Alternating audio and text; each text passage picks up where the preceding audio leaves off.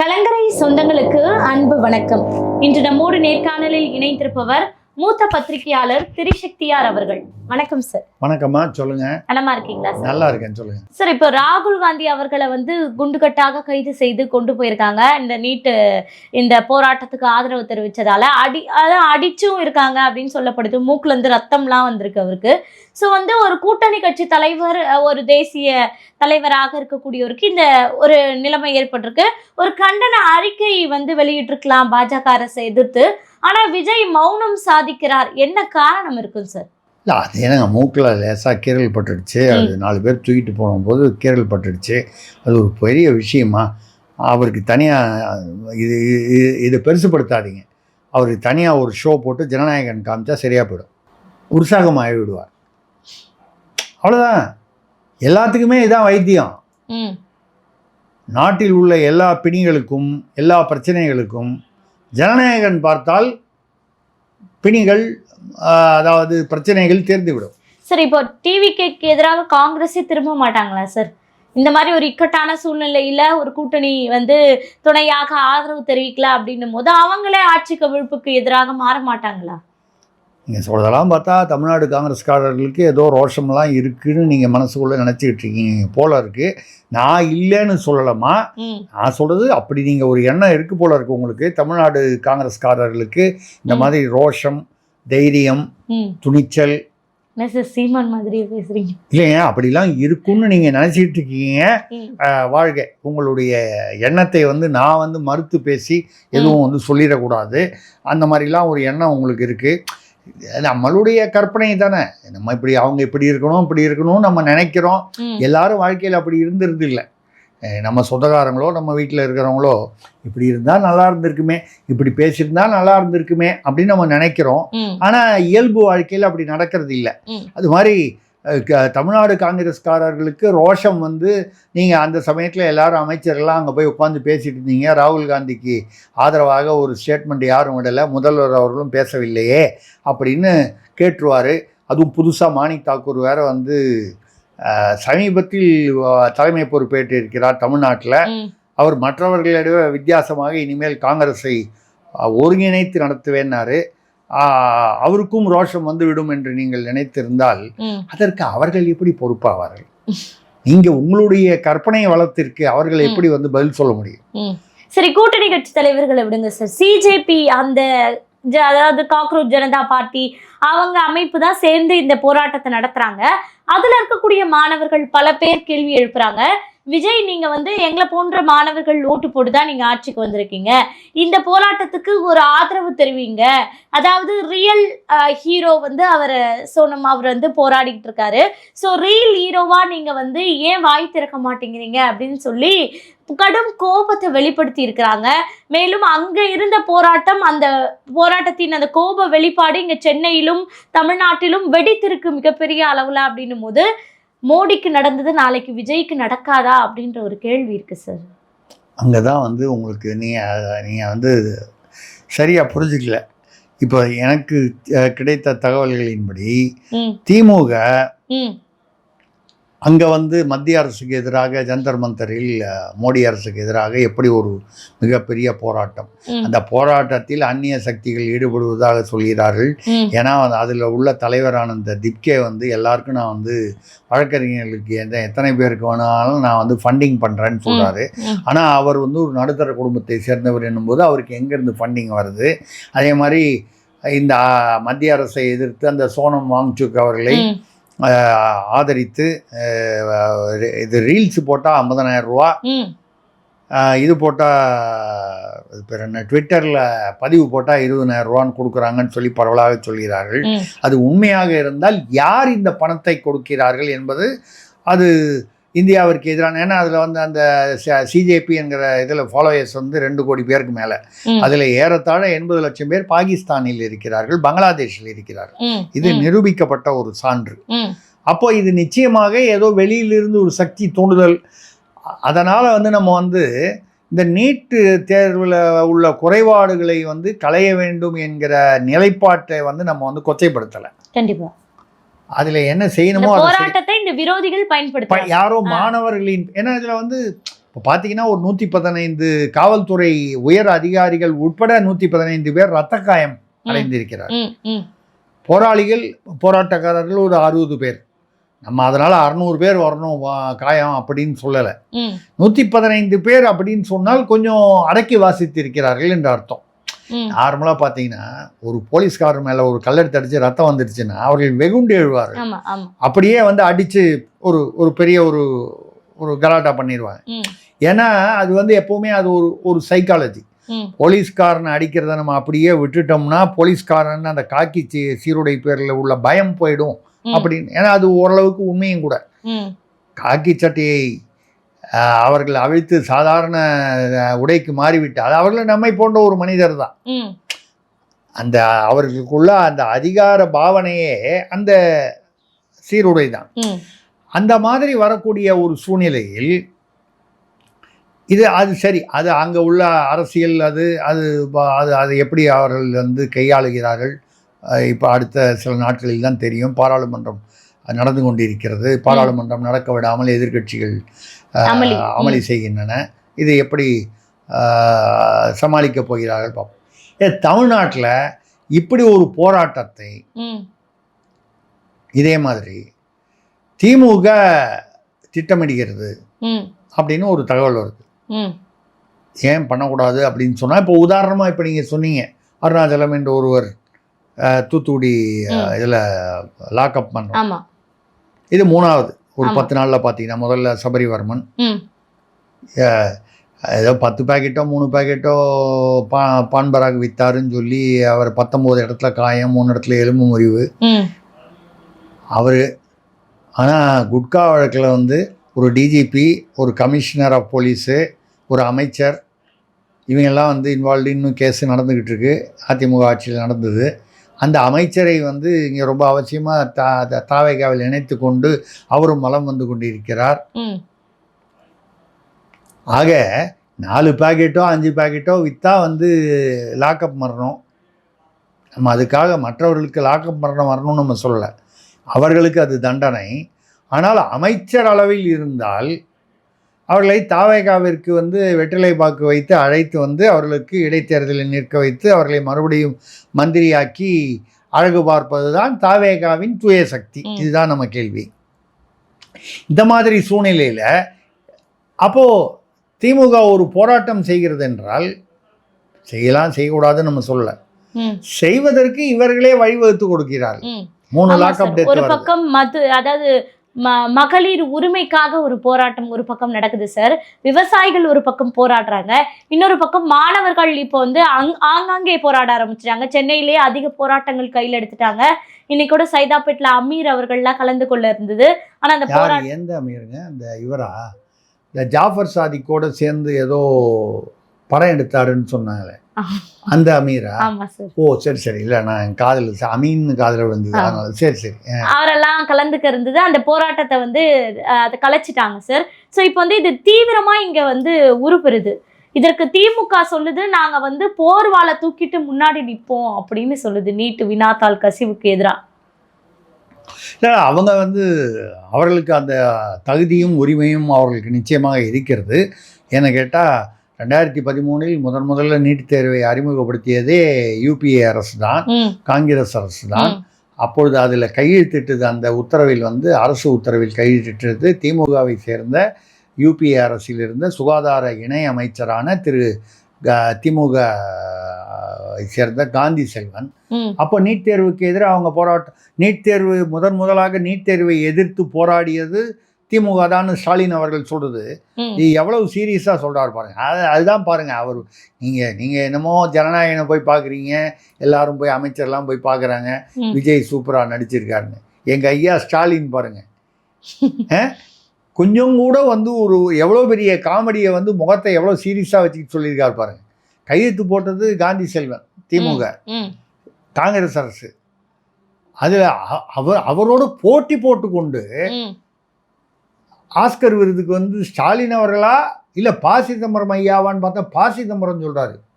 NEET தேர்வுக்கு எதிராக ஒரு நிலை கொண்டிருக்கிறது. காங்கிரஸ் தானே 2013 கொண்டு வந்துச்சு. ப. சிதம்பரம் அப்போ என்ன பாகிஸ்தான்லையா இருந்தார்? இங்கே தானே இருந்தார் மன்மோகன் அவர்கள் ஆட்சியில், மன்மோகன் சிங் அவர்களுடைய ஆட்சியில் பிரதமராக இருக்கும் பொழுது. அதுக்கப்புறம் 2016 வரைக்கும் அந்த கோர்ட்டுக்கு போய் நடுவில் தடையாகி அப்புறம் 2016 உச்சநீதிமன்றம் வந்து நீட் தேர்வு செல்லும் என்று சொன்னது. இனி வரைக்கும் அதே தீர்ப்பு, அந்த தீர்ப்பு மாறுபடவில்லை. எதுக்காக சொல்லணும்னா, யாரெல்லாம் வந்து அதை கொண்டு வந்தாங்களோ அவங்க 2 பேரும், ஒன்று ஸ்டாலின் ஐயா, இன்னொன்று சிதம்பரம். சிதம்பரத்துக்கு இன்னொரு கூடுதல் தகுதி என்னன்னா, அவருடைய துணைவியார் அவர்கள் தான் வந்து நீட் தேர்வு சரி என்று போய் வாதிட்டு வெற்றி பெற்றவர்கள். அப்போ அவருக்கு அந்த தகுதி இருக்கு இல்லையா, நீட் தேர்வுக்கு எதிராக நாங்கள் தான் போர்வாள் அப்படின்னா. ஆனால் எனக்கு என்னென்னா, இவ்வளோ விஷயங்களும் சிதம்பரம் அவ்வளவும் சரி, அவர் ஸ்டாலின் ஐயாவும் சரி, அது எப்படி கொஞ்சம் கூட சிரிப்பே வராமல் சீரியஸாக அவர்களால் இந்த காமெடி பண்ண முடிகிறதுன்னு தெரியவில்லை. சரி, அது அரசியல், அது அப்படிதான். கச்சத்தீவு மீட்போன்னு சொல்லலையா, இவங்களே தான் தூக்கி கொடுத்தாங்க, அதுக்கப்புறம் இவங்களே தான் மீட்கணும்னு சொல்லுவாங்க. இது வழக்கமான விஷயம். சரி, இருந்தாலும் மக்கள் மத்தியில் ஒரு போராட்டத்தை கையில் எடுத்து ஏதோ ஒன்று அதை தான் பண்றாங்கல்ல சார். இல்லை, அதாவது நான் சொல்ல வருவது என்னவென்றால், ஒன்றுமே இல்லாத அவங்க கொண்டு வந்த நீட்டை அவங்களே எதிர்ப்பது போல ஒரு நாடகமாடி ஒரு போராட்டம் செய்வதில் எதிர்க்கட்சிகள், குறிப்பாக இப்போ திமுக, ஒரு இதில் காங்கிரஸும் வந்து இதை செய்கிறாங்க. இப்போ இவர் கூட தான் வந்து ஆராசா அவர்கள் அங்கே போய் திமுகலேருந்து அந்த சோனம் வாங்செக் அவர்களை போய் சந்தித்து விட்டு வந்தார். சரி, இன்னைக்கு திருமாவளவன் அவர்கள் போயிருக்கார். அவர் ஆராசா போனார். ஆங்கிலத்தில் ஹிந்தி கூட பேசுவார்னு கேள்விப்பட்டேன். சரி, அவர் எதை கையை மட்டும் ஆட்டிட்டு வந்துட்டாருன்னு சொல்கிறாங்க சார். லாங்குவேஜ் பிரச்சனையா, ஹிந்தி தெரியாது போடான்னு சொல்லியிருப்பாரோ? சிச்சி, அப்படிலாம் சொல்லியிருக்க மாட்டார். அப்படி சொன்னால் அது மரியாதை குறைச்சலாக இருக்கும். ரெண்டாவது, அப்படியே சொன்னால் கூட அவருக்கு புரிஞ்சிருக்காது, இல்லை சோனம் வாங்சக்கு புரிஞ்சிருக்காரு. அதனால் ஹிந்தி தெரியாது போடான்னு சொல்லியிருக்க மாட்டார். வேறு என்ன பேசியிருப்பாருன்னு தெரியல. இல்லை சைகையிலையாவது தன்னுடைய நீங்கள் அவர் என்ன பேசினார், என்ன மொழியில் பேசினார் என்பது முக்கியம் அல்ல. தார்மீக அளவில் வந்து போய் ஆதரவை தெரிவித்திருக்கார் பாருங்க. அவர்கிட்ட சொல்லியிருப்பாங்கல்ல, அவர் திருமாவளவன் ஐயா அவர்கள் வந்திருக்கிறார், விடுதலை சிறுத்தை கட்சியிலிருந்து வந்திருக்கிறார், அவருக்கு எந்த ஒரு பின்னணியிலிருந்து ஒரு எழுச்சி தலைவராக வந்தவர் அப்படிங்கிறதெல்லாம் சொல்லி அவர்கிட்ட சொல்லியிருப்பாங்க. அந்த ஆதரவு சொல்கிறார் பாருங்க, சைகை மூலமாவது சொல்கிறார் பாருங்க, அதைத்தான் நீங்கள் பாராட்டணும். அதனால் ஆராசா அவர்கள் போனார். ஆராசா போனார், பட்டியலினத்தை சார்ந்தவர் அப்படிங்கிறதுக்காக தான் இவர் போனாருன்னு கூட சில பேர் சொல்லுவாங்க. நம்ம என்ன சொல்கிறோம்னா, அவர் ஆராசா திமுக சார்பாக போயிருக்காரு, இவர் விசிகா சார்பாக போயிருக்காரு, அவ்வளோதான். நம்ம அப்படி தான் எடுத்துக்கிறோம். இல்லை, என்னன்னால் நான் சொல்ல வந்தது என்னன்னால், அவர்கள் கொண்டு வந்த நீட்டுக்கு எதிராகவே அவர்கள் போராட்டம் என்ற ஒரு பெரிய அளவில் ஒரு நாடகத்தை கொண்டு வர முடியும் என்பது இருக்கும்பொழுது, இப்படி இந்த லாக்அப் மரணங்கள் எல்லாம் வந்து கண்டிப்பாக தாவேகா ஆட்சியில் நடந்த தவறுகள் தான். திமுக ஆட்சியில் நடந்திருக்கிறது, அதே மாதிரி அதிமுக ஆட்சியில் நடந்திருக்கிறது. அப்பொழுதெல்லாம் மற்றவர்கள் விமர்சனம் செய்தார்கள் ஒருவருக்கொருவர். இப்பொழுது தாவேகா ஆட்சியில் நடக்கும்போது திமுக அதிமுக 2 பேரும் சேர்ந்து கொண்டு விமர்சனம் செய்கிறார்கள். இது இன்றைய அரசியல் சூழ்நிலை. அப்போ அதாவது வெறும்வாய மெல்றவனுக்கு அவல் கொடுத்தார் போல, நீட் போன்ற விஷயங்களில் அவர்களே அதை கொண்டு வந்துவிட்டு அவர்களே அதை போராட்டம் என்று கொண்டு வருவார்கள், வெறும் வாயிலேயே மெல்பவர்கள். நீங்கள் இந்த லாக்அப் மரணங்கள், இன்னும் பல இந்த ஊழல், இப்போ பார்த்தீங்கன்னா எல்லா இடத்துலையும் பார்த்தீங்கன்னா தாவேக தொடர்புள்ளவர்கள் நிர்வாகிகளே ஆங்காங்கு வந்து லஞ்சம் கேட்பது, மிரட்டி பணம் வாங்குவது, இதெல்லாம் வந்து வீடியோவாகவே வந்துக்கிட்டு இருக்கு. போதையில் போய் சிங்கப்பெண் அதிரடிப்படை அவங்கள போய் மிரட்டுறது, அந்த பெண் ஆய்வாளர் இவங்களெல்லாம் மிரட்டுது. இந்த வண்டியில் கொண்டு போய் வீட்டில் விடு, அதை விட உனக்கு என்ன வேலைன்னு சொல்லி தகராறு பண்ணுறது. இப்படி நிறைய நிகழ்வுகள், அது போதை, பெண்கள் பாதுகாப்பு, ஊழல், என்ன சொல்கிறது, இந்த அலப்பறைன்னு சொல்லுவாங்க, தேவையில்லாமல் பிரச்சனை பண்ணுறது. அதே மாதிரி விவசாயிகளிடம் போய் ஒரு வீடியோவில் பார்த்தேன், விவசாயிகளுக்கும் தாவேகா நிர்வாகிக்கும் பிரச்சனை. என்னன்னா, ஏதோ ஒரு விஷயத்துக்கு அவங்ககிட்ட பணம் கேட்குறாரு லஞ்சமாக விவசாயிகள்கிட்ட. அவங்க என்ன சொல்கிறாங்கன்னா, அவங்கெல்லாம் முன்னால் இருக்கிறவங்களாம் லஞ்சம் கேட்டாங்கன்னா உங்களை வந்து நாங்கள் ஓட்டு போட்டோம், நீங்களும் அதே தான் வேணா எப்படி அப்படின்னு விவசாயிகள் பேசுகிற அந்த வீடியோ இன்னைக்கு காலையில் தான் பார்த்தேன், ஏதோ ஒரு ஊரில். இப்படி வெறும் வாயை மெல்லக்கூடிய எதிர்கட்சிகளுக்கு, குறிப்பாக திமுகவிற்கு, படிப்படியாக நீங்கள் வந்து கிலோவாக அவல் வந்து எடுத்து கொடுக்குறீங்கன்னால் கண்டிப்பாக போராட்டத்திற்கு அவர்களுக்கு பயன்படும். சார், ஆனால் இப்போ டிவிக்கு நிலைப்பாடு என்னன்ற ஒரு பெரிய கேள்வி இருக்குல்ல சார். அவங்க வந்து மத்திய அரசுக்கு சப்போர்ட்டாக இப்போ நிற்கிறாங்களா, இல்லை வந்து நீட் விலக்கு அப்படின்றத அவங்க உறுதியாக அந்த கொள்கையை அவங்க தான் அந்த கொள்கையாக சொன்னாங்க, அதில் உறுதிப்பாடோடு இருக்காங்களா அப்படின்ற ஒரு பெரிய கேள்வி இருக்குல்ல சார். இரட்டை நிலைப்பாடு, அதாவது டபுள் கேம் டிவிக்கு ஆடுவது இப்போ வந்து வெளிச்சத்துக்கு வந்த மாதிரியான ஒரு இல்லை, நீங்கள் முதல்வரோட அந்த அறிக்கையை படிக்காமல் விட்டுட்டீங்கன்னு நினைக்கிறேன். முதல்வர் ஒரு அறிக்கை கொடுத்துருக்காரு. நாங்கள் எப்பொழுதுமே நீட் தேர்வுக்கு எதிரானவர்கள், அன்றும் இன்றும். அவ்வளோதான், முடிஞ்சு போச்சு. சரி, ஆனா வேற எதுவுமே இது பண்ணல. நீங்க நிலைப்பாடு தானே கேட்டீங்க, நாங்கள் எதிரானவர்கள் சொல்லிட்டோமா இல்லையா, முடிஞ்சு போச்சு. அதுக்கப்புறம் நீங்க வந்து மத்திய அரசுக்கு நீங்கள் ஆதரவாக இருக்கிறீர்களா, அது அப்படியான்னு கேட்டா, நாளைக்கு அவங்க மத்திய அரசு வந்து திட்டங்களுக்கெல்லாம் வந்து நிதி கொடுக்கலான்னா நீங்களா வந்து பணம் கொண்டு வருவீங்க? நாங்கள் அவங்கள நம்பி தான் இருக்கணும். கரூரில் வேற அந்த சிபிஐ வழக்கு வேற இன்னும் முடியல.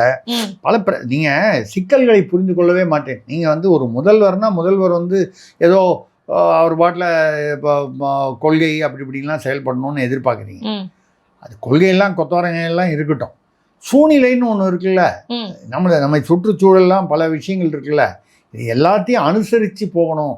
அப்படிங்கும்போது இந்த பக்கம் ஒரு நிலைப்பாடு, நாங்கள் நீட் தேர்வுக்கு எதிர்ப்பு, இந்த பக்கம் போராட்டம் பண்ணலாம் பிடிச்சி உள்ளே போடு, அதான் தானிக்கு தீனின்னு தமிழில் சொல்லுவாங்க. அவ்வளோதான், முடிஞ்சு போச்சு. நீங்கள் இது இரட்டை நிலைப்பாடா அப்படின்னா அதெல்லாம் ஒன்றும் இல்லை. நாங்கள் கொள்கை அளவில் அதை எதிர்க்கிறோம், நீட் தேர்வை. அதே சமயத்தில் சாலையில் வந்து மக்கள் போராட்டம் செய்வது என்பது இதுவரை கடந்த பல நூற்றாண்டுகளில் நிகழாத ஒரு வினோதமான ஒரு விஷயம் நடந்திருக்கிறது தமிழ்நாட்டில். அதை நாங்கள் தடுக்கிறோம். இது வரைக்கும் சாலையில் யாருமே போராட்டமே பண்ணதில்லை. அதனால் வந்து அதை நாங்கள் அந்த விபரீத விஷயத்தை நாங்கள் தடுக்கிறோம். இதை தடுக்க வேண்டிய கடமை எங்களுக்கு இருக்கிறது, மாநில அரசு. அவ்வளோதானே, முடிஞ்சு போச்சு. சார், சிஜேபி ஏன் சார் விஜய் அவர்களை குறி வைக்கிறாங்க? முதல்ல சிஜேபிங்கிறது யாருங்கிறது புரிகிற நிலைமையில் இல்லை. அது வந்து ஒரு தேர்தல் ஆணையத்திலோ இல்லை வேறு எங்கோ ஏதோ ஒரு வகையில் பதிவு செய்யப்பட்ட ஒரு கட்சியோ ஒரு அமைப்போ அல்ல. அது வந்து ஒரு இதில் என்ன சொல்கிறது, சோஷியல் மீடியாவில் வந்தது தான். அதுலேயும் நான் சொன்ன மாதிரி 2 கோடியில் வந்து பாகிஸ்தான், பங்களாதேஷ், அமெரிக்கா போன்ற வெளிநாடுகளில் உள்ளவர்கள் தான் பெரும்பாலானவர்கள் என்றால் நிச்சயமாக அவர்கள் இந்திய நாட்டு குடிமகனாவோ வாக்குரிமை பெற்றவர்களாகவோ இருப்பதற்கு வாய்ப்பே இல்லை. அப்பொழுது இவர்களுடைய நோக்கம் என்ன, இது எதை நோக்கி செல்கிறது? மத்தியில் உள்ள ஆட்சியை கவிழ்க்க வேண்டும் என்பதா, இல்லை இந்தியா என்கிற, நான் கூட இன்னொரு பல நிகழ்வுகளில் பேசியிருக்கேன், இந்தியாவிற்கே பெருமை தரக்கூடிய ஹைட்ரஜன் ரயில் என்ற ஒன்று மோடி அரசு தாங்கிறது விட்டாங்க. அது நம்ம ஊர் ஐசிஎஃப்பில் தான், பெரம்பூரில் தான் தயார் பண்ணாங்க. அப்போது தமிழ்நாட்டிற்கும் அந்த பெருமைக்கு நிச்சயமாக இடம் உண்டு. ஹைட்ரஜன் ரயில் என்பதை வந்து உலகில் முதல் அந்த பெரிய முழு ரயில் ஒன்று வந்து இயக்கியிருக்கிறார். இதை மோடி அரசு செய்ததா எந்த அரசு செய்தது என்பதை விட நான் என்னை பொறுத்த வரைக்கும் பாரதம் என்கிற என்னுடைய நாடு உலக அளவில் இந்த பெருமை பெற்றிருக்கிறது. அதை போய் வந்து இந்த மாணவர்கள் போராட்டம் என்று சொல்லி கொண்டு போனவர்கள் அந்த ஹைட்ரஜன் ரயிலை வந்து தாக்கி இருக்கிறார், அதை சேதப்படுத்தி இருக்கிறார். இது உலகிற்கே நம்ம வந்து முதல் முறையாக ஒரு பெருமையாக நடக்கக்கூடிய விஷயத்தை எனக்கு தெரிஞ்சு ஒரு எந்த மனசாட்சி உள்ள இந்தியன் என்றால் பெருமைப்படக்கூடிய ஒருவர் செய்யும் வேலை இல்லை. அது இந்தியாவிற்கே பெருமை தரக்கூடிய ஒரு ஒரு விஷயத்தை அடித்து நாசப்படுத்துவது, சேதப்படுத்துவது என்பது நீட் தேர்வுக்கும் சம்மந்தமே இல்லை. இந்த ஹைட்ரஜன் ரயிலை சேதப்படுத்துனதுனால நீட் தேர்வில் உள்ள குறைபாடுகள் சரியாகிவிட போகிறதா? அது ஒரு இந்தியாவிற்கு ஒரு பெருமை தரக்கூடிய விஷயம். நீங்கள் போராட்டம் பண்ணுறதோ, தாரணா, மற்ற விஷயங்கள் உண்ணாவிரதம் இருக்கிறதோ, அதெல்லாம் வேறு விஷயம். ஆனால் இந்த மாதிரி சில ஊடுருவல்கள் வெளியிலிருந்து வருகிறது என்று சொல்கிறோம். அந்த வகையில் விஜய் அவர்களை குறிவைக்கிறார்கள் என்றால் அதற்கு பின்னால் யார் இருக்கிறார்கள்? ஏன்னா இந்த சிஜேபிக்கு பின்னால் யார் இருக்காங்கன்னு இது வரைக்கும் தெரியல. அவர்களுக்கு பணம் எங்கிருந்து வருகிறது? அதில் ஜாவேத்னு ஒருத்தர் இன்னைக்கு நேற்றுக்கு அறிக்கை கொடுத்துருக்காரு. 60 நாள் கூட இந்த போராட்டம் வந்து தொடரலாம், ஒரு நாளைக்கு 2000 பேருக்கு நான் சாப்பாடு போடுறேங்கிறார் அவர். 2000 பேருக்கு ஒரு நாளைக்கு சாப்பாட்டுக்கு எவ்வளோ ஆகும், 60 நாளைக்கு எவ்வளோ ஆகும்? கணக்கு பாருங்க. அந்த ஜாவத் என்பவர் அவருடைய பின்னணியை விசாரித்தால் வாடகை வீட்டில் வசிக்கப்பார். அப்பொழுது பல யூகங்களும் சந்தேகங்களும் எழுகின்றன. ஏதோ ஒரு பெரிய சக்தி, வெளிநாட்டு அயல்நாட்டு சக்தி இதை பயன்படுத்தி கொண்டு இந்தியாவில் வந்து ஒரு கலவரத்தை, குழப்பத்தை ஏற்படுத்துகிறதோ, அரசியல் ரீதியாக இந்தியா வந்து மோடி பிஜேபிங்கிறத தள்ளி வச்சுட்டு பாருங்க, இந்தியா வந்து ஒரு ஒரு ஒரு வலிமை மிகுந்த சக்தியாக உலக அளவில் எழுந்து வருகிறது. அதை தடுக்க வேண்டும் என்பதற்காக கூட இந்த ஜியோ பாலிட்டிக்ஸ்ல இந்த சக்திகள் வரலாம். அப்படி வரும்பொழுது இவர்கள் விஜயை எதிர்க்கிறார்கள் என்பது என்னை பொறுத்தவரை விஜய் ஒரு பெரிய குறியாக அவர்களுக்கு இருக்க வாய்ப்பில்லை. ஆனால் ஊடுருவர்கள் எத்தகையவர்கள் என்பது தெரிந்தால்தான் நம்ம வந்து அதை சொல்ல முடியும். இல்லை ஒரு கால் மாநிலத்தில் இருப்பவர்கள் விஜய்க்கு எதிராக, விஜய்னா தாவேகாவிற்கு எதிராக இருப்பவர்கள் இதை பயன்படுத்தி கொண்டு சிஜேபி பெயரில் கூட சில அறிக்கைகளை விடலாம், இல்லை சில என்ன சொல்ல அந்த மாதிரி ஏதாவது நடவடிக்கைகள் எடுக்கலாம். இல்லை சார், இப்போ சிஜேபி அப்படின்றது முழுக்க முழுக்க ஒரு யங்ஸ்டர்ஸ் கூட்டம் அப்படின்னு பார்க்கலாம், அப்படின்னு வச்சுக்கலாம். நான் பார்க்கலங்கிறேன், நான் அதுதான் வெளிப்படையா சொல்றேன். நீங்க சிஜேபியை ஒரு இளைஞர் கூட்டமாக பார்க்கிறீர்கள். நான் வந்து அது வந்து ஒரு ஊடுருவல் பெற்ற பாகிஸ்தானில், நீங்கள் பாகிஸ்தானியரா, நீங்கள் பங்களாதேஷ் சேர்ந்தவரா, நான் பாகிஸ்தான், பங்களாதேஷ், அமெரிக்காவை சேர்ந்தவனா? அப்போது நான் வந்து ஃபாலோ பண்ணுற அந்த இயக்கம் வந்து இந்தியாவின் இளைஞர் இயக்கம் என்று நீங்கள் எப்படி சொல்கிறீர்கள்? நான் ஏற்றுக்கொள்ளவில்லை. அது வந்து இந்தியாவின் இளைஞர் இயக்கமே இல்லை, இது ஒரு மாயை போல தெரிகிறது. இந்த மாயைக்கு பின்னால் பல ஊகங்களும் பல சந்தேகங்களும் இருக்கின்றன.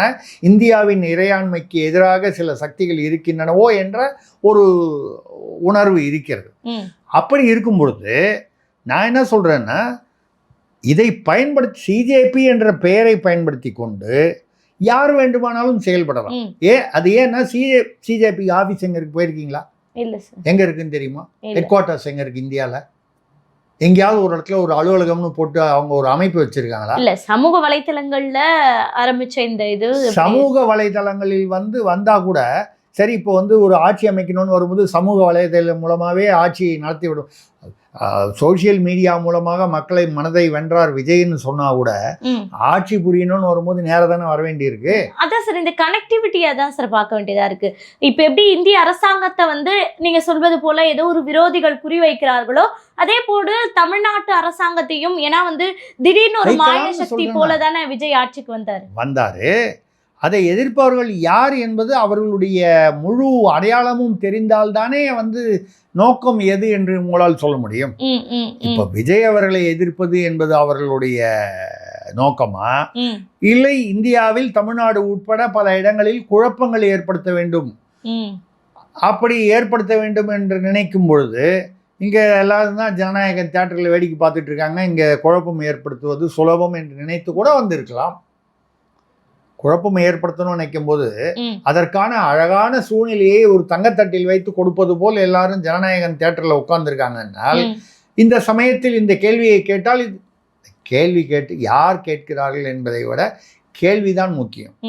இப்போ ஏன் வந்து நீங்கள் வந்து இதெல்லாம் கவனிக்காமல் சினிமா மோகத்தில் மக்களை மேலும் ஆழ்த்துகிறீர்கள் என்று கேட்டால், சிஜேபி கேட்டாலும் சரி, பிஜேபி கேட்டாலும் சரி, சும்மா ரைமிங்காக சொன்னால் ரெண்டு சம்பந்தம் இல்லை, யார் கேட்டாலும் அந்த கேள்வியின் நியாயம் நம்ம ஏற்றுக்கொள்ள வேண்டியது. அந்த வகையில் விஜய் அவர்கள் வந்து அவருக்கு எதிராக சிஜேபி வந்து அது அவர்கள் யார், அவர்களுடைய உருவம் என்ன, வடிவம் என்ன, ஏனென்றால் அவர்களுக்கு மாநிலம் ரீதியாக என்ன. இப்போ தமிழ்நாட்டில் சிஜேபி எங்கே இருக்குது? அன்றைக்கி நேத்தா மதுரையில் 200 பேர் சிஜேபியை சேர்ந்தவர்கள் போராட்டம்னாங்க.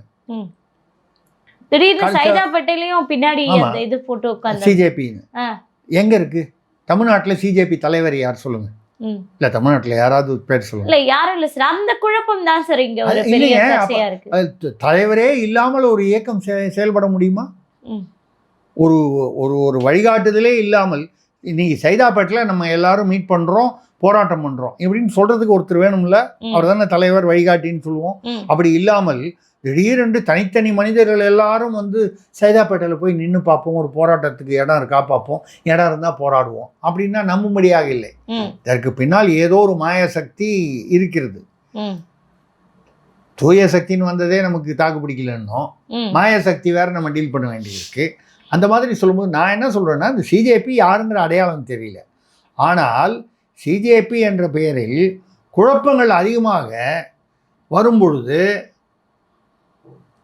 விஜய் அரசு, தாவேக அரசு ஏற்கனவே இவர்கள் வந்து ஏதோ இந்த கடல் நீரில் கப்பலில் இருந்து குதித்தவர்கள் போல வந்து தத்தளித்து கொண்டிருக்கிறார்களே நிர்வாக திறமையில். இந்த சிஜேபி என்ற ஒரு மாயசக்தி யாருன்னே தெரியாமல் இப்படி ஒரு அட்டாக் வந்தது என்றால் இவர்கள் எப்படி அதை தாங்க போகிறார்கள்? ஏன்னா அவர்கள் எப்படி தாங்க விஜய் எப்படி தாங்க போகிறார்? தாவேக அரசு எப்படி தாங்க போகிறது? அப்படி இல்லை. அவர்கள் வந்து யார்? தமிழ்நாட்டுடைய தலைவிதியை நிர்ணயிக்கக்கூடிய இடத்தில் உட்கார்ந்திருப்பவர்கள். அவர்களுடைய நிர்வாக திறமை குறைவு என்பது நிச்சயமாக யாரை பாதிக்கும்? தமிழ்நாட்டு மக்களை தான் பாதிக்கும். நம்ம அதைத்தான் என்ன சொல்கிறோன்னா, அது சிஜேபியாக இருக்கட்டும், யாராக இருக்கட்டும், நீங்கள் உங்களுடைய கடமைகளில் கவனத்தை செலுத்தினால் இதே சிஜேபியே வந்து குழப்பம் ஏற்படுத்த வேண்டும். யாரோ அந்த சிஜேபி யாருன்னு எனக்கும் தெரியாது. அப்படி ஒரு நிலை வந்தால் அதை சமாளிக்கக்கூடிய திறமையும் அதாவது திடமும் உங்களிடம் இருக்கும். நீங்கள் தான் தியேட்டரில் உட்காந்துதே நீங்கள் வந்து ஆட்சி பண்ணணும்னு நினைக்கிறீங்களே. அப்படி இருக்கும் பொழுது சிஜேபியில் இப்போது அது பேர் என்ன, அது என்ன கரப்பாம்பூச்சி ஜனதா பார்ட்டியா? நாளைக்கு கம்பளி பூச்சி ஜனதா பார்ட்டின்னு ஒன்று வந்தால் கூட அவங்க வந்து தொல்லை பண்ண தான் பண்ணுவாங்க, குழப்பம் விளைவிக்க தான் விளைவிப்பாங்க. நீங்கள் அதை சமாளித்து தான் ஆக வேண்டும். என்னுடைய இது வந்து அவர்கள் யார் என்பது அது போக போக தெரிந்துவிடும். எவ்வளவு நாள் வந்து அது மாய சக்தியாகவே இருந்து விட முடியும். சரி, இன்னொரு பக்கம் எதிர்கட்சி அப்படின்றது மிகவும் வலிமையாக குறிப்பாக திமுக செயல்படும். அப்படி இருக்கும்போது திமுகக்குள்ளேயே பல பிரச்சனைகள் இருக்கு அப்படின்னு சொல்லப்படுதே சார். ஏன்னா திமுகவை சேர்ந்த ஒரு எம்எல்ஏ கைது செய்யப்பட்டு காவல் சிறையில் இருக்காரு. அப்படி இருக்கும்போது அவரை பார்ப்பதற்கே அதாவது எதிர்கட்சி தலைவர் போய் பார்க்கல அப்படின்னு சொல்லப்படுது. கனிமொழி வந்தாங்க, உதயநிதி போகல அப்படின்னும் போது மீண்டும் திமுக குடும்பத்தில் வெடித்த சர்ச்சை அப்படின்னு நம்ம பார்க்கலாம். இது ரொம்ப அநியாயமாக நீங்கள் அந்த குற்றம் சாட்டுகிறீர்கள். நீங்கள் குற்றம் சாட்டுவதை நான் ஏற்றுக்கொள்ளவில்லை. நான் வன்மையாக கண்டிக்கிறேன்.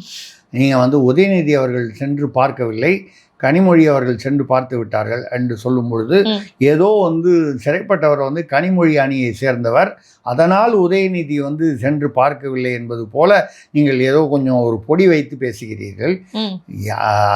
அப்படி பார்க்க போனால் வந்து முத்துவேல் கருணாநிதி ஸ்டாலின் ஐயா அவர்களே போய் பார்த்திருக்கலாமே. என்னுடைய கேள்வி அது. உதயநிதி வந்து பார்க்காததுக்கு நான் வந்து வக்காலத்து வாங்கலை. என்னுடைய கேள்வி அதை விட இன்னும் கொஞ்சம் பெரிய கேள்வி. கட்சியின் அவர் தானே தலைவர். அவர் வந்து குளத்தூரில் தோற்று போனாருங்கிறது அது வெற்றியும் தோல்வியும் அது சகஜமான விஷயம். அரசியல் காமராஜருக்கு நிகழ்ந்தது, யாருக்கோ நிகழ்ந்திருக்கிறது, இவருக்கும் இந்த காலகட்டத்தில் நடந்தது, அவ்வளோதான். அதுதானே தவிர இன்றைக்கும் திமுகவின் தலைவர் அவர் தானே. அனிதா ராதாகிருஷ்ணன் தினம் காலையில் சொல்லிட்டு இருக்காரு, 6 மாதத்தில் ஸ்டாலின் அவர்கள் மீண்டும் முதல்வராக வருவார், நாங்கள் வந்து ஆட்சியை நீடிக்க விட மாட்டேன்லாம் சொல்லிட்டு இருக்கார்ல. அப்படி இருக்கும்பொழுது ஏன் வந்து உதயநிதி பார்க்கவில்லை என்பது எனக்கு நீங்கள் கேட்கறது புரியுது. அதை தாண்டி ஸ்டாலின் அவர்களே ஏன் சென்று பார்க்கவில்லை என்பதுதான் என்னுடைய கேள்வி. இதே இடத்தில் கலைஞர் கருணாநிதி அவர்கள் இருந்திருந்தால் போய் பார்த்திருப்பார் என்று நாம் நினைக்கும் அளவுக்கு. ஏன்னா கலைஞர் வந்து அந்த மாதிரி அந்த சாதுரியமான விஷயத்தில் இந்த அடிமட்ட தொண்டன் கூட ஐயா வந்து என்னை வந்து பார்த்தாருன்னு வாழ்க்கை பூரா அவங்க குடும்பம் அவன் பரம்பரை பூரா திமுகவில் இருக்கும். இந்த உணர்வுபூர்வமாக அவனை வழி நடத்தி செல்வதில் வந்து கலைஞர் வந்து அவருக்கு இணை அவர் தான். அந்த மாதிரி ஸ்டாலின் அவர்களே சென்று பார்க்கவில்லை, உதயநிதி அவர்களும் பார்க்கவில்லை. இப்போ கனிமொழி அவர்கள் பார்த்தார்கள். அப்படி ஒரு கால் நமக்கு என்ன தோணுதுன்னா, ஓ இது அந்த டீமோ, கனிமொழி டீம் என்பதனால் இவர்கள் போய் பார்க்கவில்லையோ என்று மக்களுக்கு இயல்பாக ஒரு சந்தேகம் வரும். அதாவது அவர் அந்த மார்க்கண்டேயன் அவர்கள் பேசியது அதிகப்படி தான். ஒரு முதல்வர், தேர்ந்தெடுக்கப்பட்ட மக்கள் பிரதிநிதி முதல்வர், அவரை வந்து எலும்பை உடைப்பேன் என்று உடைப்போம் அல்லது உடைப்பேன் என்று சொல்லுவது வரம்பு மீறிய பேச்சு. அவர் கொத்து பரோட்டா பேசினாரு, அப்பாவை காணும் பேசினாரு. அதெல்லாம் வந்து அதை தவறு என்று நம்மளே முன்னாலேயே பேசியிருக்கோம். அதெல்லாம் தொட்டு பாருங்கடா பாப்போம் அப்படின்னு அதான் அனிதா ராதாகிருஷ்ணன் கூட சொல்லியிருக்காரு. ஆதவர்ஜுனா வந்து ஸ்டாலின் அவர்களை முட்டாள் என்று சொன்னார், நாங்கள் அவரை கைது செய்தோமா. எனக்கே மறந்து போச்சு அவர் பேசினது. ஆதவர்ஜுனா அனிதா ராதாகிருஷ்ணனுக்கு ஐயா ஸ்டாலின் மீது அவ்வளவு என்ன கடுப்புன்னு தெரியல. மக்களே மறந்து விட்டார்கள் ஆதவர்ஜுனா பேசினதை. அதை ஏன் இப்போ ஞாபகப்படுத்துறாருன்னு தெரியல. ஏதோ ஒரு நோக்கம், உள்நோக்கம் தெரியுது எனக்கு அனிதா ராதாகிருஷ்ணன்கிட்ட. ஏன்னா உண்மையிலேயே வந்து எப்போ பேசினார், ஆமாம் பேசினார்ல அப்படின்னு நம்ம யோசனை பண்ணுறோம். அவர் உண்மையை தான் சொல்கிறார், அவர் பேசினது தான் சொல்கிறாரு. இருந்தால் கூட மக்களே மறந்து விட்டார்கள். அதை அடிக்கடி ஞாபகப்படுத்தி தொலைகிறார். சரி, ரைட்டு, அது அவருடைய பாணி. அது என்னன்னால் நீங்கள் எல்லாருமே வரம்பு மீறி பேசியிருக்கிறார். இதில் வந்து நம்ம வந்து இவர் சரி இவர் சரியில்லைன்னு சொல்ல. அதே சமயத்தில் வரம்பு மீறி, அதாவது இவ்வளவு பர்சன்டேஜ் இவ்வளவு சதவீதம் நம்ம சொல்லிகிட்டே வரும்போது இது மிக உச்சமாக தெரியும். எலும்பை உடைப்போம். ஏன்னா என்னுடைய கவலை என்னென்னா, அந்த மாதிரி வரும்பொழுது பதிலுக்கு தாவேகா நிர்வாகியோ தொண்டரோ யாரோ ஒருத்தர் மிக கொச்சையான ஆபாசமான வார்த்தைகளில் திமுகவையும் திமுக தலைமையும் அடிமட்டத்தில், ஒன்றும் பிரபலமான நிர்வாகி ஒன்றும் ஒருத்தரும் இல்லை, அந்த எண்ணம் இருக்குது பாருங்கள். இது வந்து தமிழ்நாட்டில் எங்காவது வந்து ஒரு சின்ன அந்த தீப்பொறி வந்து ஒரு பெரிய வைக்கப்போரில் பற்றிக்கிட்ட மாதிரி, வைக்கப்போரையே பற்றிக்கிட்டு இருக்கு, ஒரு சின்ன தீப்பொறி போதும். அந்த மாதிரி தீப்பொறி தான் அந்த மார்க்கண்டேயன் அவர்கள் பேசியது. இது அவர் அந்த கொத்து பரோட்டா சரியா, அப்பாவை காணும் சரியா, நான் அந்த இதுக்குள்ளே போல. ஆனால் அதையெல்லாம் தாண்டி இது மிக உச்சகட்ட ஒரு, அதாவது ஆட்சேபனைக்குரிய ஒரு கண்டனத்திற்குரியது. இப்படி பேசும்போது என்ன ஆகும்னா, கண்டிப்பாக அடிமட்டத்தில் களத்தில் வந்து திமுகவிற்கும் தாவேகா தொண்டர்களுக்கும் ஒரு மிகப்பெரிய கலவரம் உண்டாகக்கூடிய ஒரு சூழ்நிலை உருவாகிறது. இதை இரண்டு தலைவர்களும் அதாவது முதல்வர் விஜய் அவர்கள் ஒரு பக்கமும் இதுவரைக்கும் அவர் அறிக்கை விடலை. மற்ற தலைவர்கள்லாம் பேசிகிட்டு இருக்காங்க, எங்கள் தலைவர் அப்படி சொன்னது தப்புன்னு. அது சரி, அதெல்லாம் முதல்வர் விஜய், நான் வந்து ரெண்டு பேரையும் தான் குற்றம் சொல்கிறேன். முதல்வர் விஜய் அவர்களையும் இதில் வந்து குற்றம் காண்கிறேன், திமுக தலைவர் ஸ்டாலின் ஐயா அவர்களையும் குற்றம் காண்கிறேன். ஸ்டாலின் அவர்கள் என்ன செய்திருக்க வேண்டும்? அவர்கள் கொச்சையாக பேசினால் நாமும் அப்படி கொச்சையாகவோ இல்லை வன்முறையாகவோ பேசுவது என்பது ஏற்றுக்கொள்ள முடியாது. மார்க்கண்டேயன் பேசியது தவறு அப்படின்னு சொல்லியிருந்தார்னா, அவரை ஸ்டேட்ஸ்மேன்னு சொல்லுவாங்க இங்கிலீஷில், அதாவது ராஜதந்திரி என்கிற அந்த ஒரு நிலை, அந்த ஒரு தகுதியை பெற்றிருப்பார் மக்களிடம், மக்கள் மனதில். பாருங்க, தன் கட்சிக்காரன்னா கூட ஒரு முதல்வரை பார்த்து அப்படி சொல்லியிருக்க கூடாதுன்னு சொல்லியிருந்தார்னா அவருடைய இமேஜ் எங்கேயோ டாப்பில் போயிருக்கும். ஸ்டாலின் அவர்கள் அதை செய்ய தவறிவிட்டார். சரி, முதல்வர் விஜய் அவர்கள் தன்னுடைய கட்சியிலேருந்து கொதிக்கிறாங்க. அது கொதிக்கிறது கூட ஓரளவுக்கு இயல்புன்னு சொல்லலாம். எங்கள் தலைவர் எலும்பு உடைச்சா வந்து அப்படி சொல்லலாமா என்று ஒரு கோபம் வருகிறது, இயல்பாக இருக்கலாம். அவர்தான் அப்படி தவறாக பேசினார் என்றால் நாமும் அதற்கு இணையாக பேசிக்கொண்டிருக்கக்கூடாது. இப்படிப்பட்டவர்களை மக்கள் அடையாளம் தெரிந்து கொள்வார்கள். மறப்போம், மன்னிப்போம் சொல்லிட்டு அவரை வந்து கைது செய்யாமலோ, கைது செய்து உடனடியாக விடுதலை செய்திருந்தால் விஜயோடைய இமேஜ் எவ்வளோ மேலே போயிருக்கும் பாருங்க. நான் வந்து அரசியல் தான் பேசுகிறேன். அதே சமயத்தில் ஒரு சூழ்நிலையை எப்படி கையாண்டு இருக்கலாம், ஸ்டாலின் அவர்களும் அதில் தவறிவிட்டார்கள், முதல்வர் விஜய் அவர்களும் அதில் தவறிவிட்டார்கள்.